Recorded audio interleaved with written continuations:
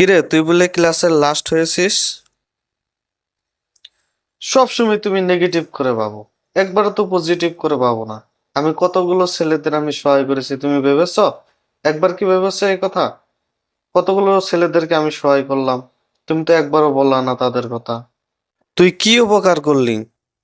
কি উপকার শুনবে তুমি? শুনতে পারবে তো? ক্ষমতা আছে তো তোমার শোনার? তাহলে শোনো। আমাদের ক্লাসে 37 জন স্টুডেন্ট, আমি 37 নম্বর র্যাঙ্ক করেছি। তুমি একবার ভেবে দেখো তো, যে 36 নম্বর র্যাঙ্ক করেছে তার অবস্থা কি এখন? সে এখন কোথাও সুখে আছে? তাদের কথা তুমি একবার, বা তার কথা তুমি একবার ভেবেছো? সে কোথাও নিয়ে সুখে আছে? অতি নিজের মতন করে সুখে আছে, কারণ অতি লাস্ট হয় নাই। তুমি ওর কথা একটা বার ভেবে দেখো, ওর থেকে খুশি আর কেউ নাই এই দুনিয়াতে। কত খুশি হয়েছে। আর বাবা একটা কথা বলো, লাস্ট হওয়া কি এতই সহজ?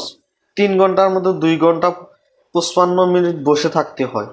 কত ধৈর্য, কত কথা, সেগুলো শুনতে হয়।